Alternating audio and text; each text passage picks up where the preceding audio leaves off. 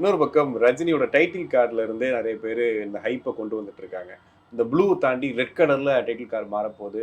50 years of ரஜினிக்கு வந்து ஒரு தனியா ஒரு இன்ட்ரோ பண்ண போறோம். நீங்க வந்து ஒரு திருவிழா மாரி இருக்கும் அப்படிங்கிறது. அனிருத் ஒரு பக்கம் வந்துட்டு நீங்க 5 கப்பல்லாம் நான் வந்து ட்விட்டர்ல போட மாட்டேன். நானே சொல்றேன் அப்படிங்கிறாரு. ஸோ இதெல்லாம் வச்சு பார்க்கும்போது இது ஒரு மாரி இந்த படத்துல ஒரு நார்மலான ஒரு விஷயம் இருந்தா கூட அது வேற லெவல்ல போய் செட் ஆயிடும். மக்கள் மத்தியில போயிடும்ன்ற மாரி தோணுதா? இல்ல பொதுவாவே வந்து சார், அவனுக்கு என்ன பிடித்தமான ஒரு படம்னு நம்மளால கண்டுபிடிக்கவே முடியாது. நீங்க ஆரம்பத்திலே சொன்னீங்கல்ல, இந்த பில்டப் குடுக்கும்போதெல்லாம் பயமா இருக்குதான்னு. நம்ம ரஜினி படத்துக்குன்னு சொல்லல. நான் சொன்ன மாரி தான்.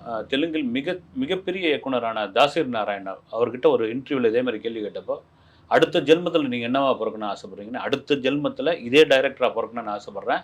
அதே சமயத்தில கடவுள்கிட்ட இன்னொரு வரமும் கேட்கிறேன். என்னன்னா, நான் பூஜை போடுற படம் அன்னைக்கு பூஜை அன்னைக்கு அது 100 நாள்ல எனக்கு தெரிய வரணும்னு. ஓகே. அது யாராலயும் எந்த படமா இருந்தாலும் நம்மளால முடியாது இல்லைங்களா?